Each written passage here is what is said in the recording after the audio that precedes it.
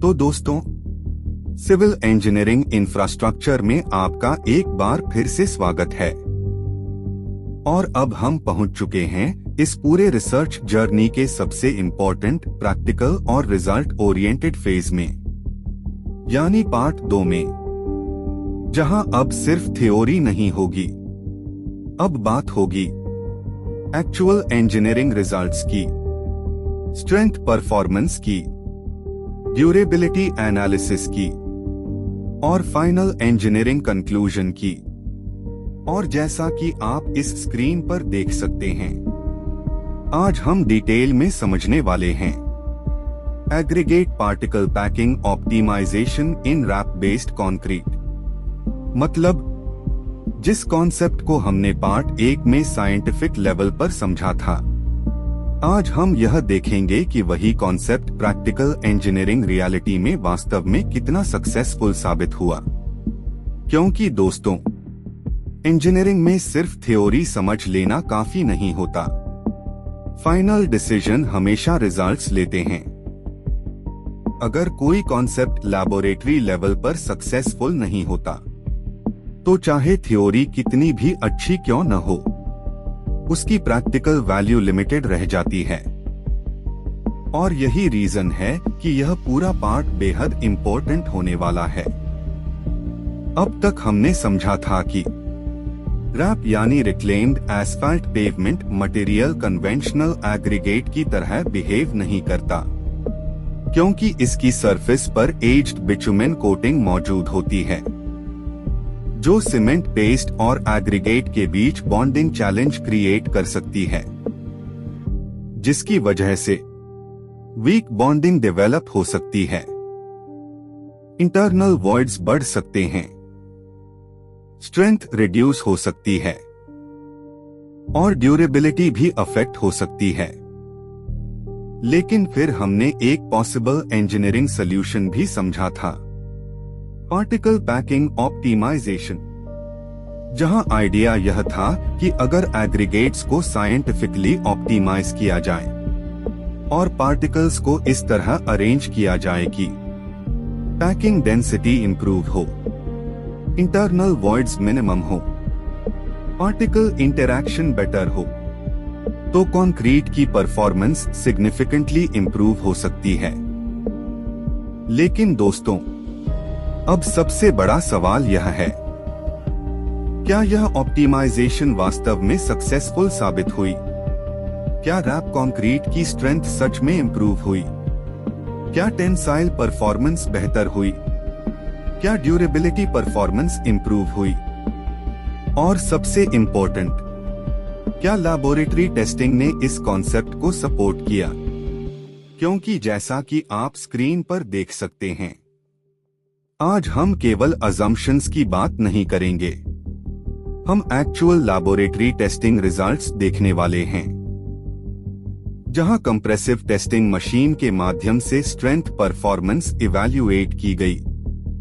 हम कंपेयर करेंगे conventional concrete बनाम रैप ऑप्टिमाइज्ड कंक्रीट और देखेंगे कि क्या ऑप्टिमाइज्ड पार्टिकल पैकिंग के बाद मेजरेबल इंप्रूवमेंट देखने को मिला, या इंप्रूवमेंट सिर्फ थियोरेटिकल लेवल तक लिमिटेड रही।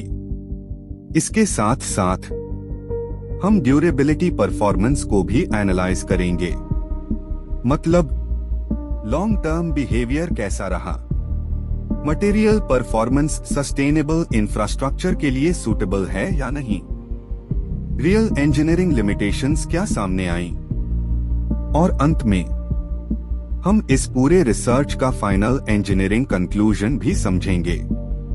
मतलब यह सिर्फ एक नॉर्मल लेक्चर नहीं होने वाला, यह रिसर्च वैलिडेशन फेज है, जहां थ्योरी का सामना होगा प्रैक्टिकल इंजीनियरिंग रियलिटी से।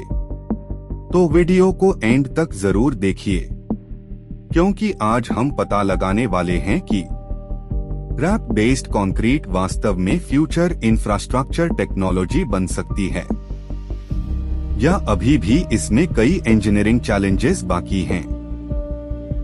तो दोस्तों, सिविल इंजीनियरिंग इंफ्रास्ट्रक्चर में आपका एक बार फिर से स्वागत है। और अब हम पहुंच चुके हैं इस पूरे रिसर्च जर्नी के सबसे इम्पोर्टेंट प्रैक्टिकल और रिजल्ट ओरिएंटेड फेज में, यानी पार्ट 2 में। क्योंकि अब तक हमने थ्योरी, साइंस और मेथडोलॉजी को डिटेल में समझा था, लेकिन अब एक्चुअल इंजीनियरिंग फाइंडिंग्स देखने का समय आ गया है। और जैसा कि आप इस स्क्रीन पर देख सकते हैं, इस पूरे पार्ट 2 में हम स्टेप बाय स्टेप समझने वाले हैं कि क्या ऑप्टिमाइज्ड पार्टिकल पैकिंग वास्तव में रैप बेस्ड कंक्रीट में प्रैक्टिकल इंप्रूवमेंट लेकर आई, या इंप्रूवमेंट सिर्फ थियोरेटिकल लेवल तक लिमिटेड रही। क्योंकि दोस्तों, इंजीनियरिंग में अजम्पशंस से ज्यादा इंपॉर्टेंट होते हैं एक्चुअल रिजल्ट्स। और यही रीजन है कि यह पूरा पार्ट बेहद इंटरेस्टिंग होने वाला है। अब तक हमने समझा था कि रैप एग्रीगेट्स की सरफेस पर एज्ड बिटुमेन कोटिंग होने के कारण सीमेंट पेस्ट और एग्रीगेट के बीच बॉन्डिंग इश्यू डेवलप हो सकता है, जिसकी वजह से इंटरनल वॉइड्स बढ़ सकते हैं, स्ट्रेंथ रिड्यूस हो सकती है, वीक इट्स डेवलप हो सकता है और ड्यूरेबिलिटी भी अफेक्ट हो सकती है। लेकिन हमने यह भी समझा था कि पार्टिकल पैकिंग ऑप्टिमाइजेशन इस प्रॉब्लम का एक पॉसिबल इंजीनियरिंग सॉल्यूशन हो सकता है, जहां एग्रीगेट्स को साइंटिफिकली इस तरह अरेंज किया जाता है कि पैकिंग डेंसिटी इंप्रूव हो, इंटरनल वॉइड्स रिड्यूस हो, बेटर पार्टिकल इंटरैक्शन डेवलप हो और कंक्रीट की ओवरऑल परफॉर्मेंस बेहतर हो सके। लेकिन सबसे बड़ा सवाल यह है, क्या लैबोरेटरी टेस्टिंग ने इस थ्योरी को सपोर्ट किया? और दोस्तों, यही चीज हम इस पूरे पार्ट 2 में स्टेप बाय स्टेप समझने वाले हैं। सबसे पहले एक्सपेरिमेंटल रिजल्ट्स, जहां हम एक्चुअल टेस्ट आउटकम्स को समझेंगे। मतलब लैबोरेटरी टेस्टिंग से क्या रिजल्ट्स निकले, डेटा एनालिसिस क्या कहता है, परफॉर्मेंस ऑब्जर्वेशन में क्या सामने आया। क्योंकि इंजीनियरिंग रिसर्च में फाइनल जजमेंट अजम्पशंस नहीं, टेस्टिंग रिजल्ट्स देते हैं।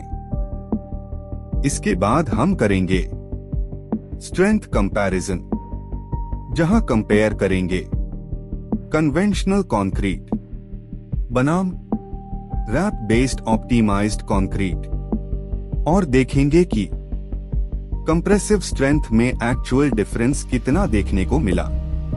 क्या रैप ऑप्टिमाइज्ड मिक्स स्ट्रॉन्गर साबित हुआ या परफॉर्मेंस कन्वेंशनल कंक्रीट के बराबर या उससे कम रही। इसके बाद हम डिटेल में समझेंगे ड्यूरेबिलिटी परफॉर्मेंस, क्योंकि सिर्फ स्ट्रेंथ अच्छी होना काफी नहीं होता। रियल इंजीनियरिंग एप्लीकेशंस के लिए ड्यूरेबिलिटी इक्वली इम्पोर्टेंट होती है।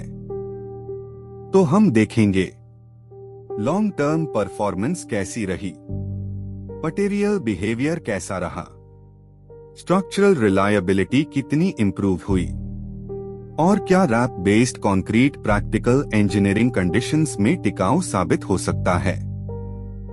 इसके बाद बढ़ेंगे प्रैक्टिकल एप्लीकेशंस की तरफ, जहां समझेंगे सस्टेनेबल कंस्ट्रक्शन प्रोजेक्ट्स में इसका स्कोप क्या है, रिसाइकलिंग बेनिफिट्स कितने प्रैक्टिकल हैं, रियल वर्ल्ड इंजीनियरिंग यूज कहां पॉसिबल है। मतलब क्या यह टेक्नोलॉजी फ्यूचर कंस्ट्रक्शन इंडस्ट्री का हिस्सा बन सकती है या अभी भी इसमें लिमिटेशंस ज्यादा हैं।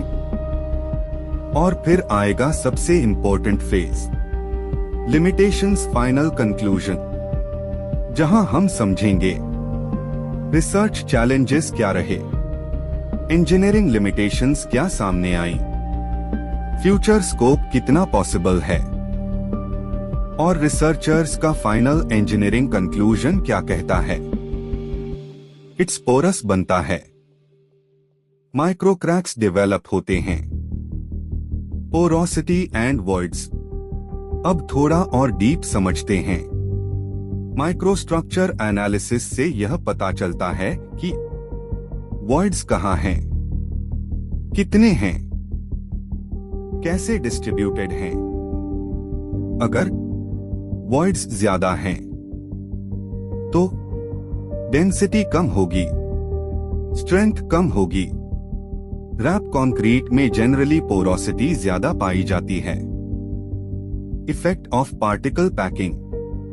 अब यहाँ पार्टिकल पैकिंग का रोल आता है। अगर पैकिंग ऑप्टिमाइज्ड है, वॉइड्स कम होंगे, पार्टिकल्स टाइटली अरेंज्ड होंगे। इससे माइक्रोस्ट्रक्चर इंप्रूव होता है। यानी better packing, better it's better strength. Hydration products observation. अब माइक्रो लेवल पर हम यह भी देखते हैं। सीमेंट हाइड्रेशन प्रोडक्ट्स जैसे CSH जेल, कैल्शियम हाइड्रोक्साइड। अगर हाइड्रेशन प्रॉपर है, स्ट्रक्चर डेंस होगा, बॉन्डिंग स्ट्रॉन्ग होगी। लेकिन रैप कंक्रीट में हाइड्रेशन इनकम्प्लीट हो सकता है, प्रोडक्ट्स कम बनते हैं। इंजीनियर्स नोट कहता है, माइक्रोस्ट्रक्चर एनालिसिस डीपर इंसाइट देता है। मतलब यह सिर्फ सरफेस लेवल नहीं, बल्कि अंदर की पूरी कहानी बताता है। यही एनालिसिस एक्सप्लेन करता है कि स्ट्रेंथ क्यों कम हुई या बढ़ी। Practical engineering insight. अब रियल लाइफ में समझो। अगर आपको कंक्रीट इंप्रूव करना है तो सिर्फ मिक्स डिजाइन नहीं, बल्कि माइक्रोस्ट्रक्चर भी समझना पड़ेगा, क्योंकि रियल परफॉर्मेंस अंदर से डिसाइड होती है।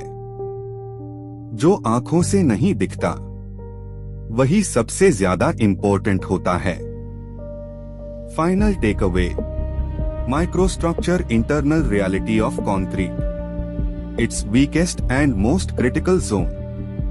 रैप कंक्रीट में बॉन्डिंग इश्यू माइक्रो लेवल पर दिखता है। पार्टिकल पैकिंग माइक्रोस्ट्रक्चर को इंप्रूव करता है। यही ट्विस्ट अगले स्लाइड्स में क्लियर होगा। Image explanation right side. अब जो इमेज आप देख रहे हो, इसमें कंक्रीट स्पेसिमेंस दिखाई दे रहे हैं। कुछ स्पेसिमेंस इंटैक्ट हैं, कुछ क्रैक्ड हैं। यह टेस्टिंग के बाद की स्थिति दिखाता है, यानी कौन सा सैंपल स्ट्रॉन्ग रहा, कौन सा जल्दी फेल हुआ। यह विजुअल कंपैरिजन भी रिजल्ट्स का हिस्सा है। इंजीनियर्स नोट कहता है, एक्सपेरिमेंटल रिजल्ट्स वैलिडेट करते हैं प्रोपोज्ड मेथड को। मतलब जो थ्योरी हमने यूज की, पार्टिकल पैकिंग ऑप्टिमाइजेशन, वह प्रैक्टिकल में काम कर रही है या नहीं, यह रिजल्ट्स से प्रूव होता है। Deep insight. अब इसे थोड़ा इंजीनियरिंग लेवल पर समझो। सिर्फ मॉडल बनाना इजी है, लेकिन उसे प्रूव करना मुश्किल है। इसलिए एक्सपेरिमेंटल वैलिडेशन सबसे इंपॉर्टेंट स्टेप। अगर रिजल्ट्स सपोर्ट नहीं करते तो पूरी रिसर्च फेल मानी जाती है।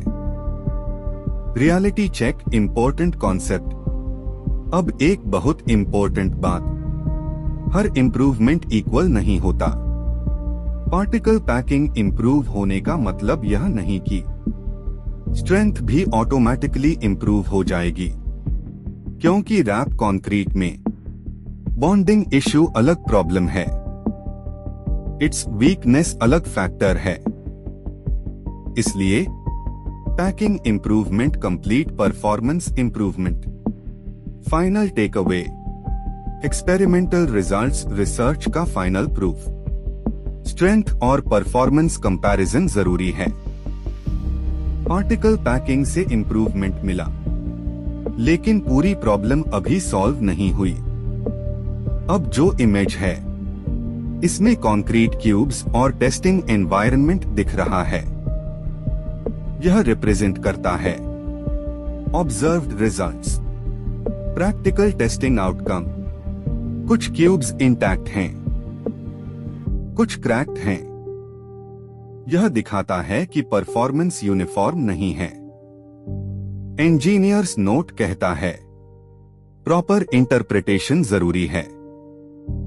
मतलब सिर्फ डेटा देखना काफी नहीं है, आपको यह समझना पड़ेगा इंप्रूवमेंट कहां हुआ, लिमिटेशन कहां है, तभी सही कंक्लूजन निकलेगा।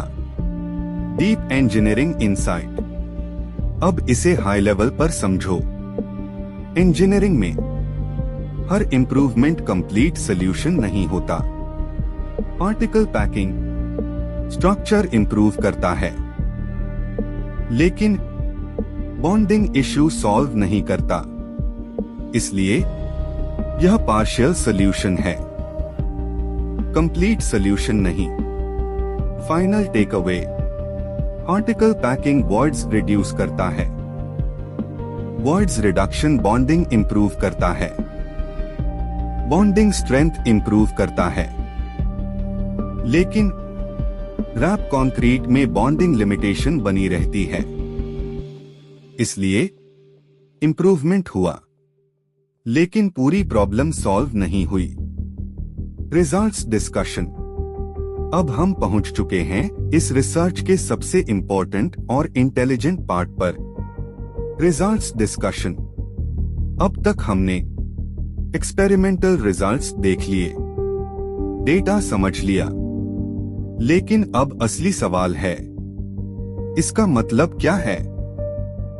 इन रिजल्ट्स को कैसे इंटरप्रेट करें? What is results discussion?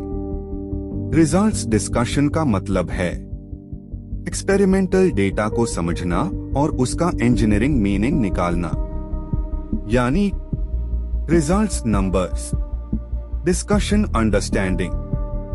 यही पार्ट डिसाइड करता है कि रिसर्च वैल्यूएबल है या नहीं।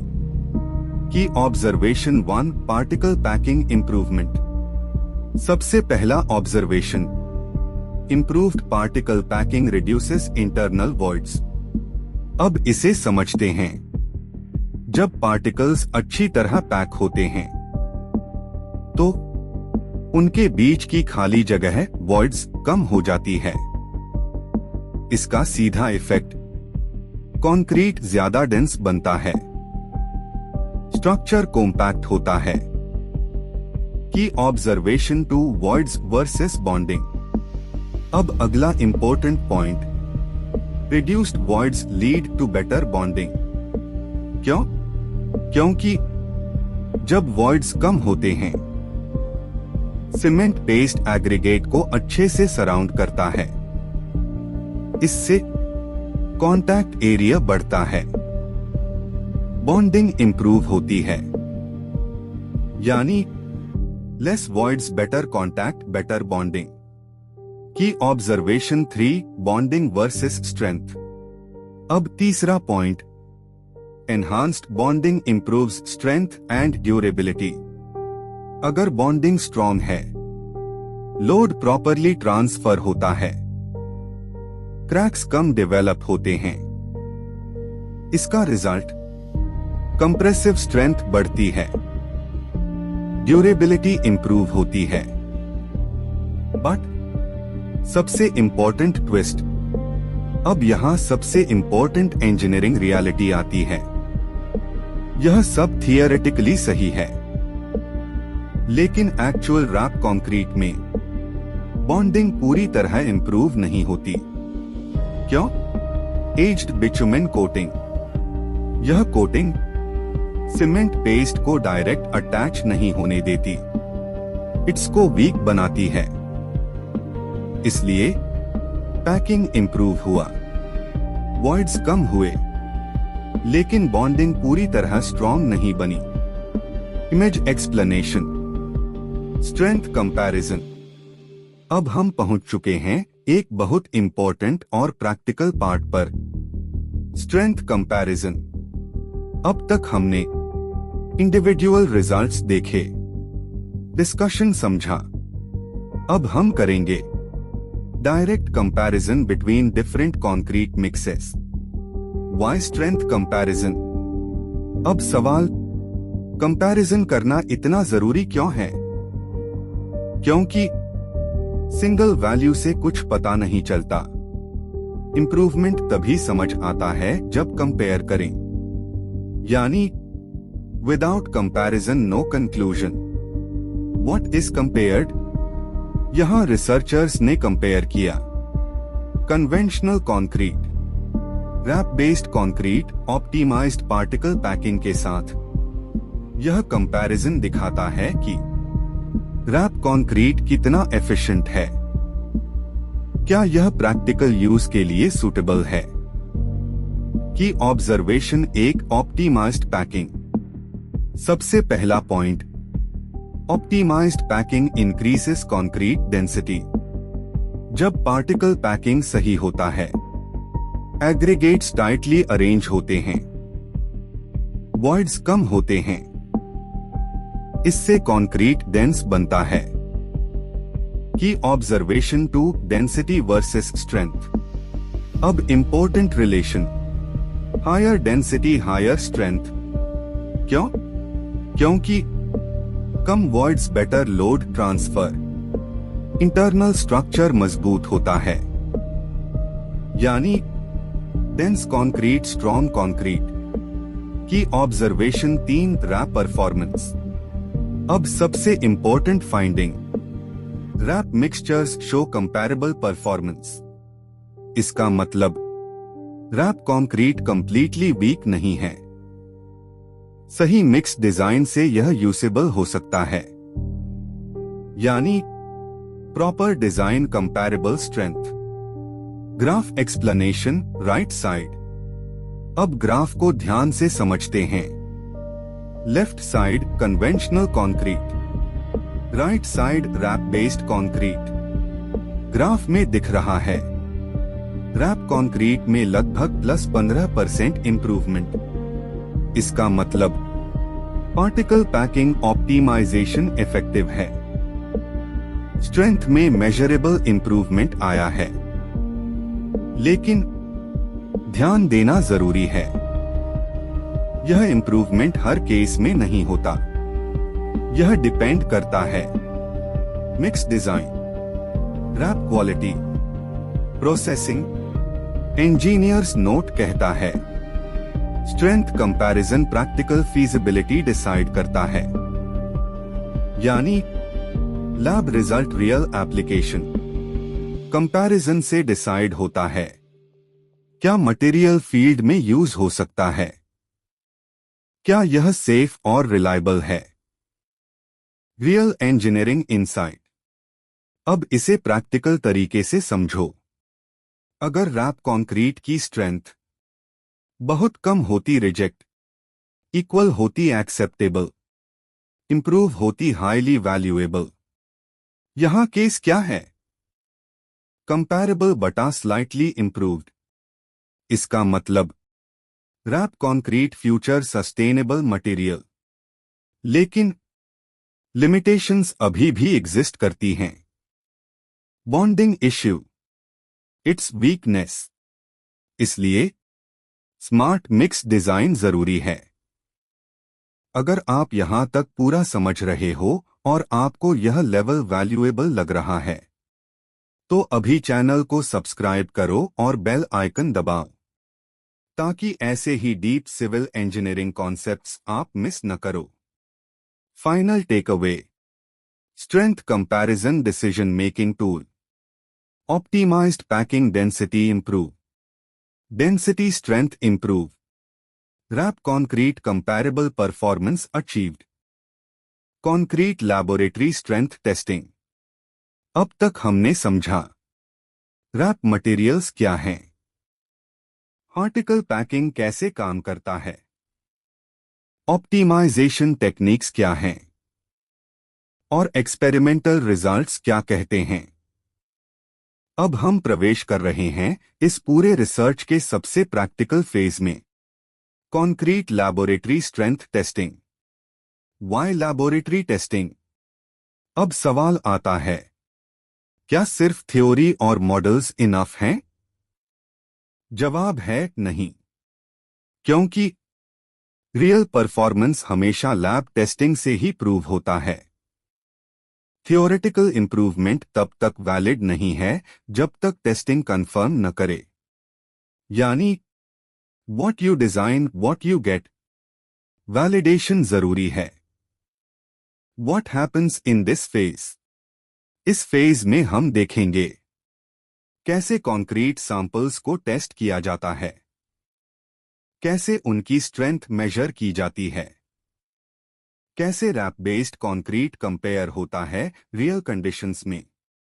यह पूरा सेक्शन फोकस करेगा compressive strength, density behaviour, bonding performance, visual understanding.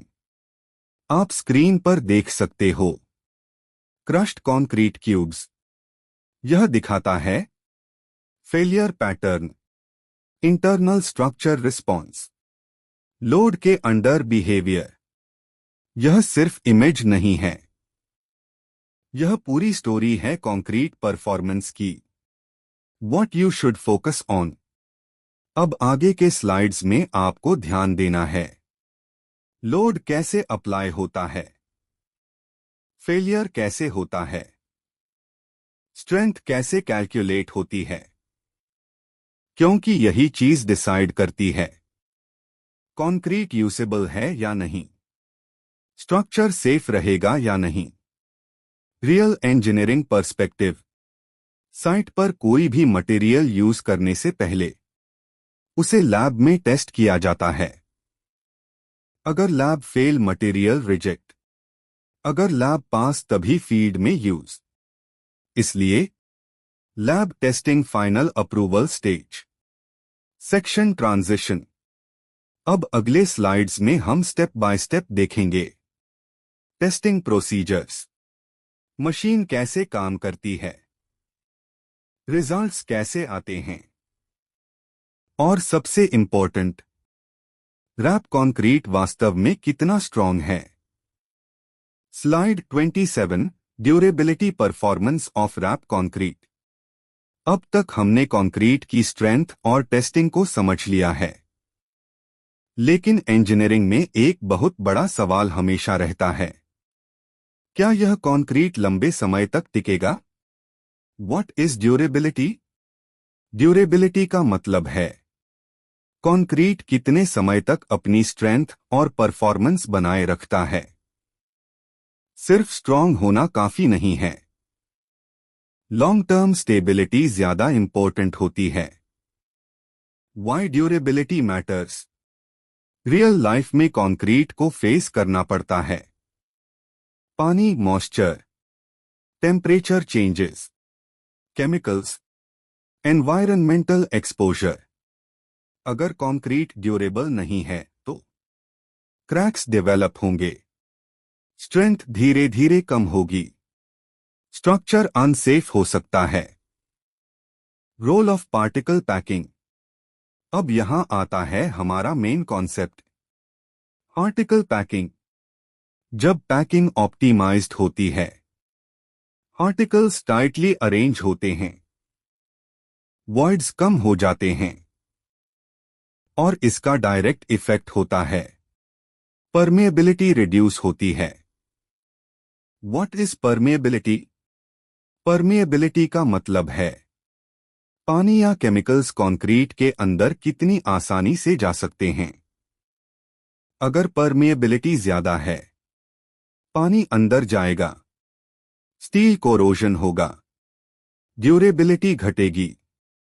अगर परमेबिलिटी कम है, कंक्रीट ज्यादा रेजिस्टेंट होगा, लाइफ स्पैन बढ़ेगा। Key relationship very important.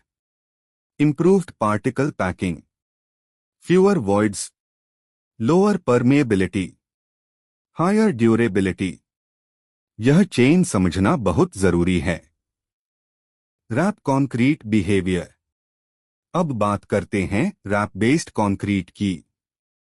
अगर रैप प्रॉपरली ऑप्टिमाइज किया जाए, ड्यूरेबिलिटी इंप्रूव होती है, परफॉर्मेंस स्टेबल रहता है। लेकिन अगर ऑप्टिमाइजेशन नहीं किया, वॉइड्स बढ़ सकते हैं, परमेएबिलिटी बढ़ेगी, ड्यूरेबिलिटी कम हो सकती है। विजुअल अंडरस्टैंडिंग आप स्क्रीन पर देख सकते हो। टेस्टिंग सेटअप जो ड्यूरेबिलिटी रिलेटेड बिहेवियर को एनालाइज करता है। यह दिखाता है moisture interaction, material response, long term behaviour, engineering insight. Real world में इंजीनियर्स हमेशा ध्यान रखते हैं सिर्फ स्ट्रेंथ नहीं, ड्यूरेबिलिटी इक्वली इंपॉर्टेंट है, क्योंकि स्ट्रक्चर को सालों तक टिकना होता है, मेंटेनेंस कॉस्ट कम रखनी होती है। फाइनल टेकअवे, रैप कंक्रीट एक सस्टेनेबल ऑप्शन है, लेकिन उसकी सक्सेस डिपेंड करती है प्रॉपर पार्टिकल पैकिंग, लो परमेएबिलिटी, ऑप्टिमाइज्ड मिक्स डिजाइन। अगर ये सही है तो रैप कंक्रीट लॉन्ग टर्म में भी रिलायबल हो सकता है। Slide 28 practical applications of RAP concrete. अब तक हमने समझ लिया रैप क्या है, पार्टिकल पैकिंग कैसे इंप्रूव करता है परफॉर्मेंस, स्ट्रेंथ और ड्यूरेबिलिटी कैसे अफेक्ट होती है। अब सबसे इंपॉर्टेंट सवाल, इसका रियल वर्ल्ड में यूज कहां होता है। Why applications matter. इंजीनियरिंग सिर्फ थ्योरी नहीं है, अल्टीमेट गोल होता है रियल प्रोजेक्ट्स में यूज करना, प्रैक्टिकल बेनिफिट्स देना। अगर कोई मटेरियल लैब में अच्छा परफॉर्म करता है लेकिन फील्ड में यूज नहीं हो सकता तो उसका इंपॉर्टेंस लिमिटेड हो जाता है। RAP concrete in real life. RAP based concrete एक सस्टेनेबल सॉल्यूशन है और इसका यूज कई इंफ्रास्ट्रक्चर प्रोजेक्ट्स में किया जा सकता है। एक, रोड पेवमेंट कंस्ट्रक्शन। सबसे common application road construction. RAP पहले से एस्फाल्ट रोड्स से आता है तो नेचुरली रोड प्रोजेक्ट्स में रीयूज करना आसान होता है, कॉस्ट कम होती है, मटेरियल वेस्टेज रिड्यूस होता है। इससे इको फ्रेंडली रोड्स बनती हैं, रिसोर्सेस बचते हैं। 2, बेस लेयर्स इन इंफ्रास्ट्रक्चर। दूसरा important use, base layers, foundation layers. Roads, highways, pavements में नीचे का लेयर लोड कैरी करता है, स्टेबिलिटी प्रोवाइड करता है। रैप कंक्रीट यहां यूज करके अच्छा सपोर्ट मिलता है, कॉस्ट इफेक्टिव सॉल्यूशन बनता है। 3, सस्टेनेबल कंस्ट्रक्शन प्रैक्टिसेस। अब सबसे बड़ा एडवांटेज, सस्टेनेबिलिटी। रैप यूज करने से नेचुरल एग्रीगेट्स की डिमांड कम होती है, लैंडफिल वेस्ट रिड्यूस होता है, कार्बन फुटप्रिंट कम होता है। यानी इंजीनियरिंग प्लस एनवायरनमेंट दोनों को बेनिफिट मिलता है। विजुअल अंडरस्टैंडिंग आप स्क्रीन पर देख सकते हो। रोड कंस्ट्रक्शन साइट, यह दिखाता है actual field application, material placement, infrastructure development. यह वही जगह है जहां लैब रिसर्च रियल लाइफ में कन्वर्ट होती है। इंजीनियर्स पर्सपेक्टिव, एक इंजीनियर के लिए सबसे इंपॉर्टेंट है performance plus cost plus sustainability balance करना। रैप कंक्रीट यह बैलेंस अचीव करने में हेल्प करता है। Final takeaway, RAP based concrete सिर्फ लैब कॉन्सेप्ट नहीं है, यह रियल वर्ल्ड में roads, base layers, sustainable projects में सक्सेसफुली यूज हो सकता है और फ्यूचर में इसका यूज और भी बढ़ेगा। सस्टेनेबल हाईवे कंस्ट्रक्शन, अब हम इस पूरे डिस्कशन के अंतिम और सबसे महत्वपूर्ण हिस्से पर पहुंच चुके हैं। Sustainable highway construction big picture. अब तक हमने देखा रैप मटेरियल्स क्या हैं, पार्टिकल पैकिंग कैसे काम करता है, स्ट्रेंथ और ड्यूरेबिलिटी कैसे इंप्रूव होती है, प्रैक्टिकल एप्लीकेशंस कहां हैं। अब इन सबको जोड़कर एक बड़ा सवाल, फ्यूचर इंफ्रास्ट्रक्चर कैसा होना चाहिए? Need for sustainability.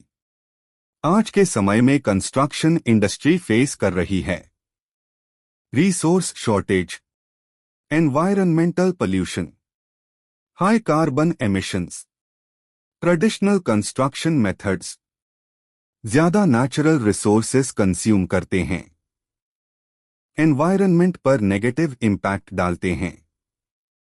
इसलिए हमें चाहिए sustainable solutions. Role of recycled materials. यहां रैप जैसे मटेरियल्स बहुत इंपॉर्टेंट बन जाते हैं। क्यों? वेस्ट मटेरियल को रीयूज किया जाता है, लैंडफिल रिड्यूस होता है, नेचुरल एग्रीगेट्स बचते हैं।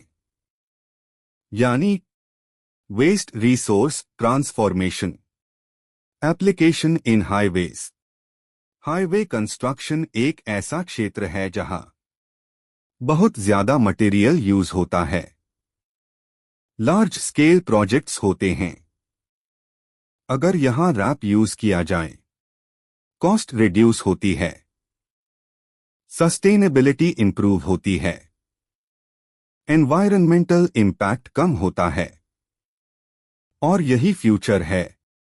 Eco friendly highways. Visual understanding.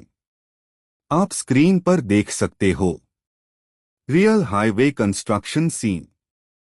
यह सिर्फ कंस्ट्रक्शन नहीं है, यह दिखाता है modern engineering, sustainable approach, large scale implementation, engineering vision.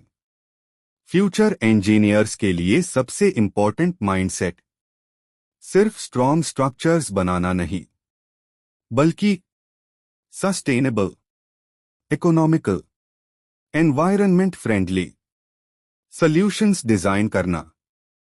Final insight, RAP based concrete एक पावरफुल सॉल्यूशन है। अगर इसे सही तरीके से ऑप्टिमाइज किया जाए, यह ट्रेडिशनल मटेरियल्स को रिप्लेस कर सकता है, लॉन्ग टर्म परफॉर्मेंस दे सकता है, सस्टेनेबिलिटी गोल्स अचीव कर सकता है।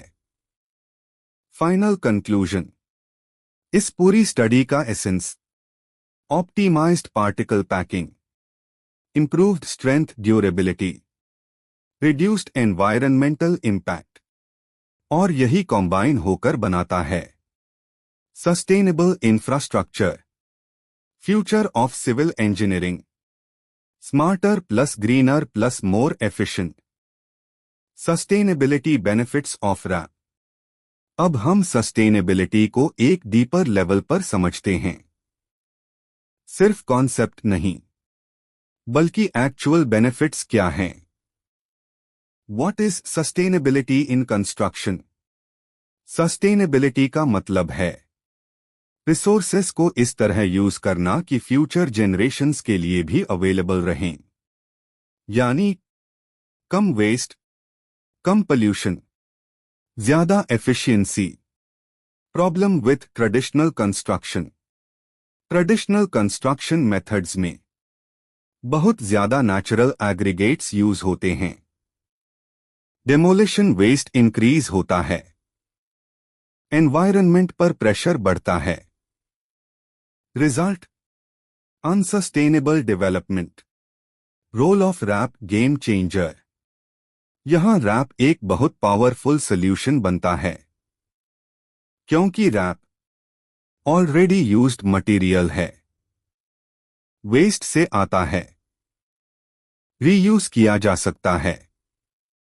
यानी ओल्ड रोड्स न्यू इंफ्रास्ट्रक्चर। एक रिडक्शन इन कंस्ट्रक्शन वेस्ट, सबसे पहला बेनिफिट, वेस्ट रिडक्शन। जब एस्फाल्ट रोड्स को रिसाइकल किया जाता है, लैंडफिल में जाने वाला वेस्ट कम होता है, डिस्पोजल प्रॉब्लम रिड्यूस होती है। इससे एनवायरनमेंट क्लीन रहता है। 2. Conservation of natural resources. दूसरा मेजर बेनिफिट, नेचुरल एग्रीगेट्स बचते हैं। अगर रैप यूज करते हैं, क्वारीइंग कम होती है, नेचुरल मटेरियल्स कंसर्व होते हैं, यानी फ्यूचर के लिए रिसोर्सेस बचाए जाते हैं। 3. Reduction in environmental impact. अब सबसे बड़ा impact, environment protection. RAP use करने से एनर्जी कंजम्पशन कम होता है, CO एमिशंस रिड्यूस होते हैं, ओवरऑल कार्बन फुटप्रिंट कम होता है। यह डायरेक्टली कंट्रीब्यूट करता है ग्रीन कंस्ट्रक्शन में। विजुअल अंडरस्टैंडिंग, आप स्क्रीन पर देख सकते हो। रिसाइकलिंग प्रोसेस, यह दिखाता है ओल्ड मटेरियल कलेक्ट हो रहा है, प्रोसेस हो रहा है और फिर रीयूज हो रहा है। यही सर्कुलर इकोनॉमी का कॉन्सेप्ट है। इंजीनियरिंग पर्सपेक्टिव, आज के इंजीनियर्स के लिए सबसे इंपॉर्टेंट है। सस्टेनेबिलिटी को इग्नोर नहीं किया जा सकता। हर प्रोजेक्ट में सोचना पड़ता है, कॉस्ट कितना है, परफॉर्मेंस कैसा है, एनवायरनमेंट पर क्या इंपैक्ट है। रैप इन तीनों को बैलेंस करता है। फाइनल टेकअवे, रैप सिर्फ एक मटेरियल नहीं है, यह एक अप्रोच है। Waste reduction, resource conservation, environmental protection, और यही फ्यूचर है। Sustainable infrastructure development, environmental impact reduction. अब हम सस्टेनेबिलिटी को और स्पेसिफिक तरीके से समझते हैं। Environmental impact reduction. What is environmental impact? Environmental impact का मतलब है कंस्ट्रक्शन एक्टिविटीज का एनवायरनमेंट पर कितना असर पड़ता है।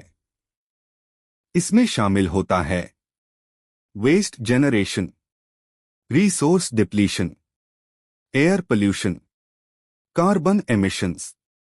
ट्रेडिशनल कंस्ट्रक्शन में यह इम्पैक्ट काफी ज्यादा होता है।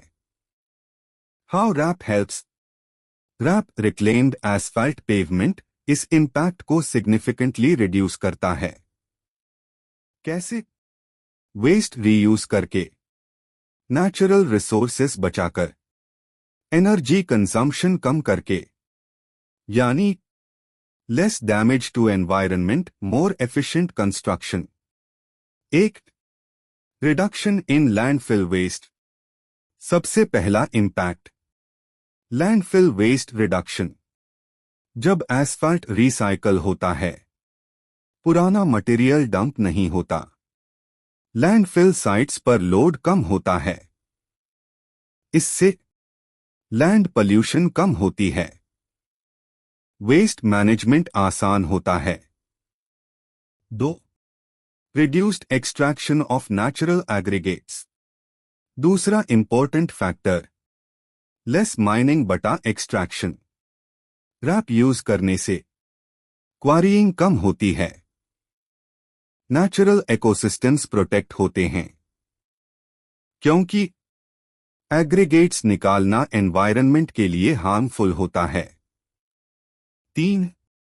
Lower carbon emissions. अब सबसे critical factor, carbon emissions. Traditional construction में हाई एनर्जी कंजम्पशन, ज्यादा CO रिलीज, लेकिन रैप यूज करने से एनर्जी रिक्वायरमेंट कम होती है, ट्रांसपोर्टेशन भी कम हो सकता है, एमिशंस रिड्यूस होते हैं। यह डायरेक्टली कंट्रीब्यूट करता है क्लाइमेट चेंज मिटिगेशन में। विजुअल अंडरस्टैंडिंग आप स्क्रीन पर देख सकते हो। रिसाइकलिंग प्लांट बटा कंस्ट्रक्शन साइट। यह दिखाता है material reuse, processing, environmental friendly operation. यह सिर्फ कंस्ट्रक्शन नहीं है, यह रिस्पॉन्सिबल इंजीनियरिंग है। इंजीनियरिंग रिस्पॉन्सिबिलिटी आज के इंजीनियर्स के लिए एनवायरनमेंटल रिस्पॉन्सिबिलिटी ऑप्शनल नहीं है।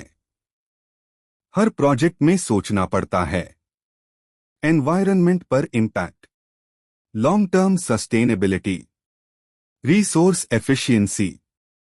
रैप इस सोच को प्रैक्टिकली इंप्लीमेंट करता है।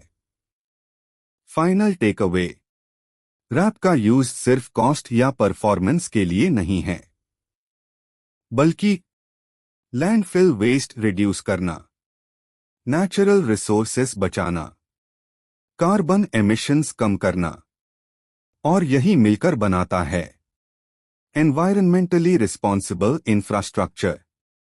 Limitations of RAP based concrete. अब तक हमने रैप के एडवांटेजेस और परफॉर्मेंस बेनिफिट्स देखे, लेकिन किसी भी इंजीनियरिंग मटेरियल की तरह रैप के भी कुछ लिमिटेशंस हैं और इन्हें समझना बहुत जरूरी है ताकि हम सही डिजाइन डिसीजंस ले सकें। एक, बिटुमेन कोटिंग इश्यू। सबसे पहली लिमिटेशन है बिटुमेन कोटिंग। रैप एग्रीगेट्स के सरफेस पर एज्ड बिटुमेन लेयर होती है। यह प्रॉब्लम क्रिएट करती है, सीमेंट पेस्ट के साथ प्रॉपर बॉन्डिंग नहीं हो पाती। Result, weaker interfacial transition zone it's, और इससे स्ट्रेंथ रिड्यूस हो सकती है, ड्यूरेबिलिटी भी अफेक्ट हो सकती है। 2, effect of excess RAP content.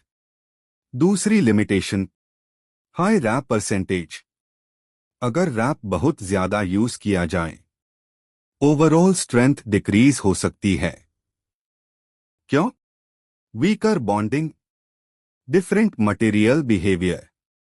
इसलिए रैप का यूज ऑप्टिमाइज्ड होना चाहिए, ब्लाइंडली मैक्सिमम यूज नहीं करना चाहिए। 3, need for proper mix design. तीसरी और सबसे इंपॉर्टेंट बात, proper mix design is critical. RAP concrete में मटेरियल वेरिएबिलिटी ज्यादा होती है, प्रॉपर्टीज कंसिस्टेंट नहीं होती। इसलिए केयरफुल प्रोपोर्शनिंग, टेस्टिंग, ऑप्टिमाइजेशन, ये सब जरूरी हो जाता है। इंजीनियरिंग पर्सपेक्टिव, इसका मतलब यह नहीं है कि रैप खराब मटेरियल है, बल्कि यह एक सेंसिटिव मटेरियल है जो डिपेंड करता है mix design, percentage used, processing quality. Final take away, RAP based concrete useful है, लेकिन सही अंडरस्टैंडिंग जरूरी है। लिमिटेशंस को इग्नोर नहीं करना चाहिए, क्योंकि although rap has many benefits, it also comes with certain limitations. Future scope of rap technology. अब तक हमने रैप बेस्ड कंक्रीट के बारे में ऑलमोस्ट सभी इंपॉर्टेंट चीजें समझ ली हैं, जैसे उसके मटेरियल्स क्या होते हैं, उसकी प्रॉपर्टीज कैसी होती हैं, टेस्टिंग कैसे की जाती है, रिजल्ट्स क्या आए, और साथ ही उसकी कुछ लिमिटेशंस भी देखी। अब इस स्लाइड में हम बात करेंगे उसके फ्यूचर की, यानी आने वाले समय में रैप टेक्नोलॉजी कहां तक जा सकती है और कंस्ट्रक्शन इंडस्ट्री में इसका रोल कितना बढ़ सकता है। अगर हम आज की कंस्ट्रक्शन इंडस्ट्री को देखें तो एक बहुत बड़ा शिफ्ट दिखाई दे रहा है। पहले फोकस मेनली स्ट्रेंथ और कॉस्ट पर होता था, लेकिन अब धीरे धीरे फोकस सस्टेनेबिलिटी की तरफ शिफ्ट हो रहा है। मतलब अब इंजीनियर्स सिर्फ स्ट्रॉन्ग स्ट्रक्चर नहीं बनाना चाहते, बल्कि ऐसे स्ट्रक्चर्स बनाना चाहते हैं जो एनवायरनमेंट को कम नुकसान पहुंचाएं, रिसोर्सेस को बचाएं और लॉन्ग टर्म में सस्टेनेबल हों। और इसी कॉन्टेक्स्ट में रैप एक बहुत इम्पोर्टेंट मटेरियल बनकर सामने आता है, क्योंकि यह एक रिसाइकल्ड मटेरियल है जो वेस्ट को यूजफुल प्रोडक्ट में कन्वर्ट करता है। अब अगर हम स्पेसिफिकली इस स्लाइड के पॉइंट्स की बात करें, तो पहला पॉइंट है कि फ्यूचर में एडवांस्ड रिसाइकलिंग टेक्नोलॉजीज डेवलप होंगी। अभी जो रिसाइकलिंग प्रोसेस यूज होती है वो बेसिक लेवल की होती है, जैसे क्रशिंग और स्क्रीनिंग, लेकिन फ्यूचर में इसमें काफी इम्प्रूवमेंट आएगा। मशीन्स ज्यादा एडवांस्ड होंगी, प्रोसेसिंग ज्यादा कंट्रोल्ड होगी और अनवांटेड इम्प्योरिटीज को हटाना आसान होगा। इसका सीधा इफेक्ट यह होगा कि रैप एग्रीगेट्स की क्वालिटी इंप्रूव होगी। जब मटेरियल की क्वालिटी अच्छी होगी तो ऑटोमेटिकली कंक्रीट की परफॉर्मेंस भी बेहतर होगी। इंजीनियरिंग पॉइंट ऑफ व्यू से देखें तो इनपुट मटेरियल जितना यूनिफॉर्म और क्लीन होगा, आउटपुट उतना रिलायबल होगा।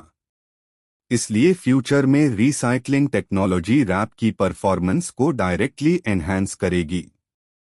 अब दूसरा पॉइंट आता है इम्प्रूव्ड मिक्स डिजाइन टेक्निक्स का। अभी रैप कंक्रीट का सबसे बड़ा चैलेंज यही है कि उसका बिहेवियर थोड़ा अनप्रेडिक्टेबल होता है, क्योंकि उसके ऊपर बिटुमेन कोटिंग होती है और उसकी प्रॉपर्टीज नेचुरल एग्रीगेट्स से डिफरेंट होती हैं। लेकिन फ्यूचर में मिक्स डिजाइन मेथड्स और एडवांस्ड हो जाएंगे। इंजीनियर्स बेटर तरीके से समझ पाएंगे कि कितना रैप यूज करना है, किस प्रोपोर्शन में यूज करना है और किस तरह से पार्टिकल पैकिंग ऑप्टिमाइज करनी है। इससे ट्रायल एंड एरर कम होगा और मोर एक्यूरेट मिक्स डिजाइन मिल पाएगा। जब मिक्स डिजाइन सही होगा तो वॉइड्स कम होंगे, डेंसिटी बढ़ेगी, बॉन्डिंग इंप्रूव होगी और अल्टीमेटली स्ट्रेंथ और ड्यूरेबिलिटी दोनों बेहतर हो जाएंगे। इसका मतलब यह है कि फ्यूचर में रैप कंक्रीट का परफॉर्मेंस गैप, जो अभी कन्वेंशनल कंक्रीट से थोड़ा कम है, वो काफी हद तक रिड्यूस हो सकता है। अब तीसरा पॉइंट है wider adoption of sustainable road construction practices. इसका सिंपल मतलब यह है कि आने वाले समय में रैप का यूज सिर्फ लिमिटेड प्रोजेक्ट्स तक रिस्ट्रिक्टेड नहीं रहेगा, बल्कि इसे बड़े स्केल पर यूज किया जाएगा, जैसे हाईवेज, एक्सप्रेसवेज और मेजर इंफ्रास्ट्रक्चर प्रोजेक्ट्स में। इसका रीजन भी क्लियर है, रैप कॉस्ट इफेक्टिव है, इजीली अवेलेबल है और सबसे इम्पोर्टेंट, यह एनवायरनमेंट फ्रेंडली है।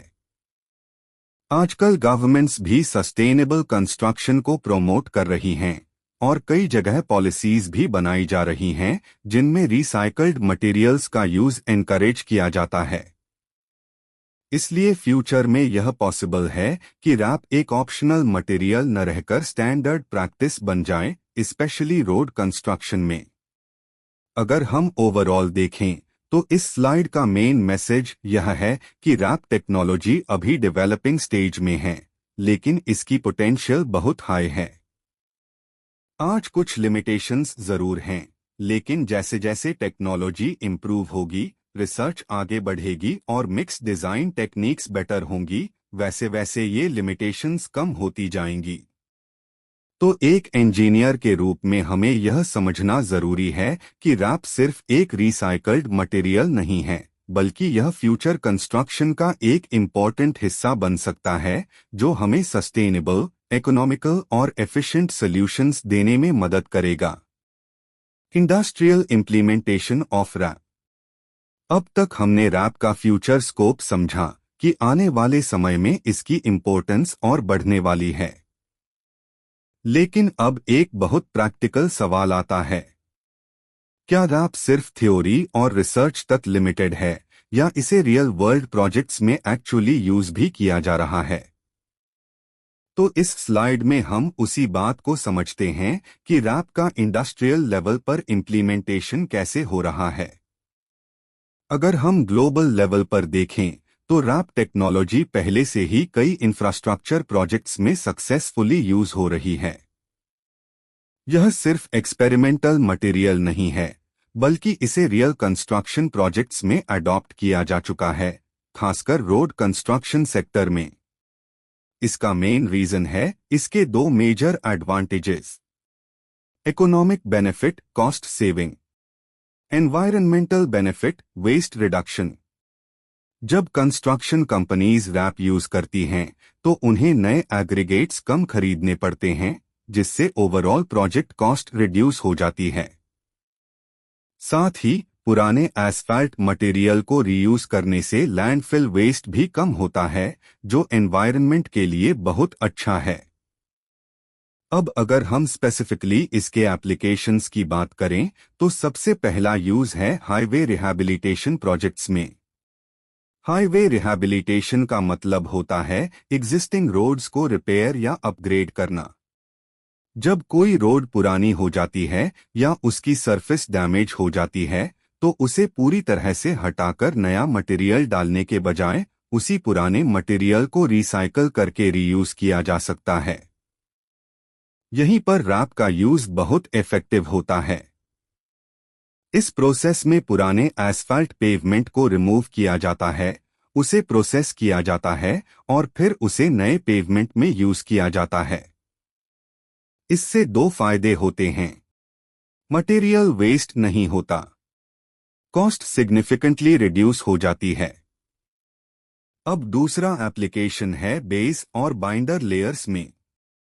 Pavement structure generally multiple layers का बना होता है। Base layer, bottom support layer, binder layer, intermediate layer, wearing surface, top layer. RAP को स्पेशली बेस और बाइंडर लेयर्स में यूज किया जाता है क्योंकि वहां स्ट्रक्चरल सपोर्ट ज्यादा इंपॉर्टेंट होता है और सरफेस फिनिश उतनी क्रिटिकल नहीं होती जितनी टॉप लेयर में होती है। अगर रैप को प्रॉपरली मिक्स डिजाइन के साथ यूज किया जाए तो यह लेयर्स में सफिशिएंट स्ट्रेंथ और स्टेबिलिटी प्रोवाइड कर सकता है। अब तीसरा पॉइंट है सस्टेनेबल इंफ्रास्ट्रक्चर प्रोग्राम्स में अडॉप्शन। आजकल बहुत सारे कंट्रीज सस्टेनेबल डेवलपमेंट गोल्स को फॉलो कर रहे हैं, जिसमें फोकस होता है रिसोर्स कंजर्वेशन और एनवायरमेंटल प्रोटेक्शन पर। इन प्रोग्राम्स में रैप एक बहुत इंपॉर्टेंट रोल प्ले करता है क्योंकि यह डायरेक्टली रिसाइकलिंग कॉन्सेप्ट को इम्प्लीमेंट करता है। गवर्नमेंट्स और ऑर्गेनाइजेशंस अब प्रोजेक्ट्स को अप्रूव करते समय यह भी देखते हैं कि उसमें कितना रिसाइकल्ड मटेरियल यूज किया गया है। इसलिए रैप का यूज सिर्फ टेक्निकल रीजन से नहीं बल्कि पॉलिसी लेवल पर भी बढ़ रहा है। अब अगर हम इंजीनियर्स नोट को समझें तो इसमें एक बहुत इंपॉर्टेंट बात कही गई है। रैप का सक्सेसफुल इंडस्ट्रियल इम्प्लीमेंटेशन तभी पॉसिबल है जब प्रॉपर क्वालिटी कंट्रोल और ऑप्टिमाइज्ड मिक्स डिजाइन फॉलो किया जाए। इसका मतलब यह है कि सिर्फ रैप यूज कर लेना इनफ नहीं है। अगर मटेरियल प्रॉपरली प्रोसेस्ड नहीं है या मिक्स डिजाइन सही नहीं है तो परफॉर्मेंस इश्यूज आ सकते हैं। इसलिए इंजीनियर्स को ध्यान रखना पड़ता है कि रैप की क्वालिटी चेक की जाए, सही प्रोपोर्शन मेंटेन किया जाए और प्रॉपर टेस्टिंग के बाद ही यूज किया जाए। अगर ये सब सही तरीके से किया जाए तो रैप एक रिलायबल और एफिशिएंट मटेरियल साबित हो सकता है इंडस्ट्रियल लेवल पर। तो ओवरऑल अगर हम इस स्लाइड को समझें तो यह क्लियर हो जाता है कि रैप कोई फ्यूचर कॉन्सेप्ट नहीं है बल्कि यह ऑलरेडी रियल वर्ल्ड एप्लीकेशंस में यूज हो रहा है और सही टेक्निक्स के साथ इसका यूज और भी बढ़ सकता है। Performance evaluation of RAP concrete. अब तक हमने रैप का इंडस्ट्रियल इम्प्लीमेंटेशन समझ लिया, जिससे यह क्लियर हो गया कि रैप सिर्फ थियोरेटिकल कॉन्सेप्ट नहीं है बल्कि रियल वर्ल्ड प्रोजेक्ट्स में एक्टिवली यूज हो रहा है। लेकिन अब सबसे इम्पोर्टेंट सवाल आता है, क्या रैप बेस्ड कंक्रीट वास्तव में रिलायबल है? क्या यह लॉन्ग टर्म परफॉर्मेंस दे सकता है? इसी सवाल का जवाब इस स्लाइड में मिलता है, जहां हम रैप कंक्रीट की परफॉर्मेंस इवैल्यूएशन को डिटेल में समझते हैं। परफॉर्मेंस इवैल्यूएशन का मतलब होता है कंक्रीट की स्ट्रेंथ, ड्यूरेबिलिटी और ओवरऑल स्ट्रक्चरल बिहेवियर को एनालाइज करना। अगर रैप कंक्रीट को लार्ज स्केल कंस्ट्रक्शन में यूज करना है तो यह स्टेप सबसे क्रिटिकल होता है। अब हम स्लाइड के पॉइंट्स को डिटेल में समझते हैं। सबसे पहला पॉइंट है mechanical strength analysis of RAP concrete. यह चेक करता है कि कंक्रीट कितना लोड सह सकता है। इसके लिए कंप्रेसिव स्ट्रेंथ टेस्ट परफॉर्म किया जाता है, जिसमें स्पेसिमेन पर धीरे धीरे लोड अप्लाई किया जाता है जब तक वह फेल न हो जाए। अगर रैप का प्रोपोर्शन ऑप्टिमाइज्ड है तो इसकी स्ट्रेंथ कन्वेंशनल कंक्रीट के बराबर आ सकती है, लेकिन एक्सेस रैप स्ट्रेंथ को रिड्यूस कर सकता है, इसलिए बैलेंस बहुत जरूरी है। अब दूसरा point, evaluation of bonding between aggregates and cement matrix. यह रैप कंक्रीट का सबसे सेंसिटिव पार्ट है। रैप एग्रीगेट्स के ऊपर बिटुमेन कोटिंग होती है जो सीमेंट पेस्ट के साथ बॉन्डिंग को वीक कर सकती है। अगर बॉन्डिंग वीक होगी तो क्रैक्स डेवलप होंगे और स्ट्रक्चर कमजोर हो सकता है। इसलिए इट्स इंटरफेशियल ट्रांजिशन जोन और माइक्रोस्ट्रक्चर एनालिसिस किया जाता है। स्ट्रॉन्ग बॉन्डिंग होने पर लोड ट्रांसफर एफिशिएंट होता है और ड्यूरेबिलिटी भी इंप्रूव होती है। अब तीसरा point, assessment of durability and long term performance. यह चेक करता है कि कंक्रीट लंबे समय तक एनवायरनमेंटल कंडीशंस को कैसे हैंडल करेगा। इसमें परमेबिलिटी, वेदर रेजिस्टेंस और केमिकल रेजिस्टेंस जैसे फैक्टर्स इवैल्यूएट किए जाते हैं। अगर वॉइड्स कम हैं और पैकिंग अच्छी है तो पानी का पेनिट्रेशन कम होगा और ड्यूरेबिलिटी बढ़ेगी। इससे स्ट्रक्चर की सर्विस लाइफ सिग्निफिकेंटली इंप्रूव होती है। अब इंजीनियर्स नोट को समझते हैं। इसमें कहा गया है कि कॉम्प्रिहेंसिव परफॉर्मेंस इवैल्यूएशन जरूरी है ताकि रैप कंक्रीट की रिलायबिलिटी इंश्योर की जा सके। इसका मतलब है कि हमें सिर्फ स्ट्रेंथ ही नहीं बल्कि बॉन्डिंग और ड्यूरेबिलिटी भी इक्वली चेक करनी होती है। तभी हम कॉन्फिडेंटली रैप कंक्रीट को रियल कंस्ट्रक्शन प्रोजेक्ट्स में यूज कर सकते हैं। तो इस स्लाइड से यह क्लियर होता है कि रैप कंक्रीट को यूज करने से पहले उसकी प्रॉपर टेस्टिंग और इवैल्यूएशन बेहद जरूरी है। अगर सही तरीके से इवैल्यूएट और ऑप्टिमाइज किया जाए तो रैप एक स्ट्रॉन्ग, ड्यूरेबल और सस्टेनेबल अल्टरनेटिव बन सकता है। और अगर आपको ऐसे ही सिविल इंजीनियरिंग के डिटेल्ड कॉन्सेप्ट्स सिंपल लैंग्वेज में समझने हैं तो चैनल को जरूर सब्सक्राइब करें, वीडियो को लाइक करें और अपने दोस्तों के साथ शेयर करें ताकि और लोगों तक भी यह यूजफुल नॉलेज पहुंच सके। Final conclusion. अब हम इस पूरे प्रेजेंटेशन के अंतिम भाग पर पहुंच चुके हैं जहां हम अपनी पूरी स्टडी के मुख्य निष्कर्ष को समझते हैं। इस रिसर्च से यह स्पष्ट होता है कि optimized particle packing RAP based concrete की परफॉर्मेंस को सिग्निफिकेंटली इंप्रूव करता है। जब एग्रीगेट्स को सही तरीके से अरेंज किया जाता है तो उनके बीच की खाली जगह यानी इंटरनल वॉइड्स कम हो जाती हैं, जिससे कंक्रीट अधिक डेंस और मजबूत बनता है। अब हम स्लाइड के मुख्य बिंदुओं को डिटेल में समझते हैं। Improved packing reduces internal voids. जब अलग अलग साइज के पार्टिकल्स एक दूसरे के बीच के गैप्स को भरते हैं तो कंक्रीट के अंदर की खाली जगह कम हो जाती है। इससे वीक जोन्स कम होते हैं और ओवरऑल स्ट्रक्चर ज्यादा कॉम्पैक्ट बनता है। Better bonding enhances compressive strength. जब वॉइड्स कम होते हैं तो एग्रीगेट्स और सीमेंट पेस्ट के बीच बॉन्डिंग बेहतर हो जाती है। इससे लोड इवनली डिस्ट्रीब्यूट होता है और कंक्रीट की कंप्रेसिव स्ट्रेंथ बढ़ती है। RAP materials can be effectively used for sustainable construction. RAP materials reuse किए जाते हैं जिससे नेचुरल एग्रीगेट्स की डिमांड कम होती है और कंस्ट्रक्शन वेस्ट भी रिड्यूस होता है। इससे यह एक सस्टेनेबल और कॉस्ट इफेक्टिव सॉल्यूशन बनता है। अब इंजीनियर्स नोट को समझते हैं। Optimized RAP mixtures sustainable infrastructure development के लिए एक प्रॉमिसिंग सॉल्यूशन है। इसका मतलब है कि रैप फ्यूचर कंस्ट्रक्शन में एक महत्वपूर्ण भूमिका निभाने वाला मटेरियल बन सकता है। Final understanding. अगर हम पूरी स्टडी को समराइज करें तो सही मिक्स डिजाइन और ऑप्टिमाइज्ड पार्टिकल पैकिंग के साथ रैप कंक्रीट एक स्ट्रॉन्ग, ड्यूरेबल और सस्टेनेबल अल्टरनेटिव बन सकता है। Professional closing.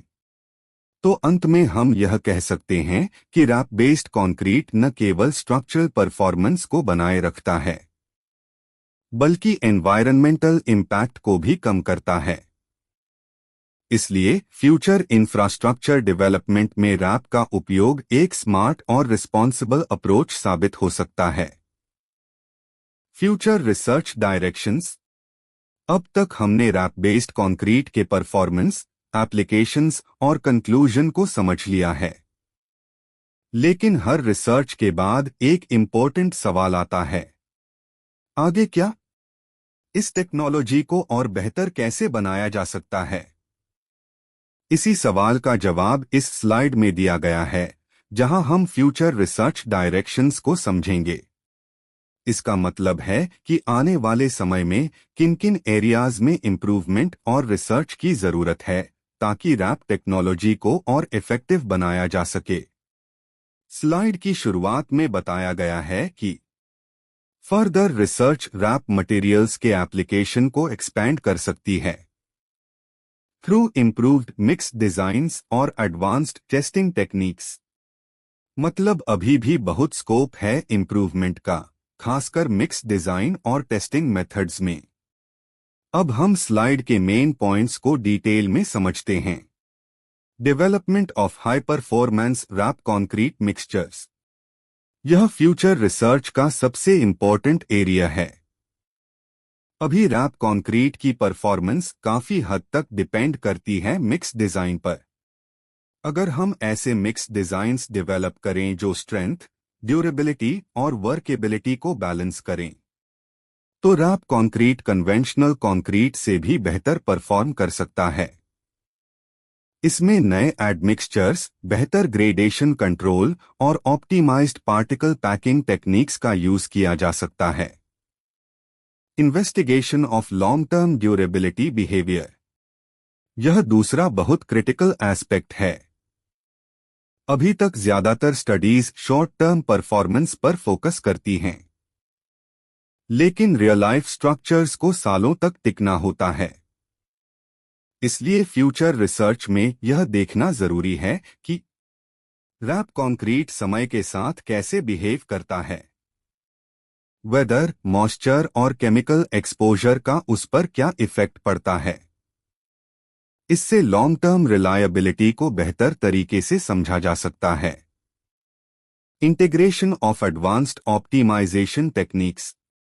यह मॉडर्न अप्रोच है रैप टेक्नोलॉजी को इंप्रूव करने का।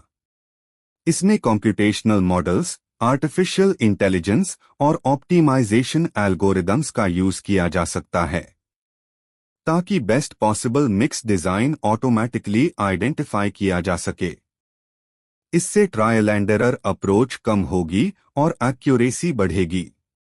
अब इंजीनियर्स नोट को समझते हैं। इसमें कहा गया है कि फ्यूचर रिसर्च रैप टेक्नोलॉजी की प्रैक्टिकल इम्प्लीमेंटेशन को और एनहांस करेगी। मतलब अभी जो लिमिटेशंस हैं, उन्हें रिसर्च के थ्रू ओवरकम किया जा सकता है और रैप को लार्ज स्केल इंफ्रास्ट्रक्चर प्रोजेक्ट्स में और कॉन्फिडेंटली यूज किया जा सकेगा। Overall understanding. इस स्लाइड का मेन मैसेज यह है कि रैप टेक्नोलॉजी अभी भी इवॉल्व हो रही है और आने वाले समय में रिसर्च और इनोवेशन के थ्रू यह और ज्यादा एफिशिएंट, रिलायबल और वाइडली एक्सेप्टेबल बन जाएगी। तो अगर हम सही डायरेक्शन में रिसर्च कंटिन्यू करते हैं तो रैप फ्यूचर कंस्ट्रक्शन इंडस्ट्री का एक मेजर सस्टेनेबल सॉल्यूशन बन सकता है।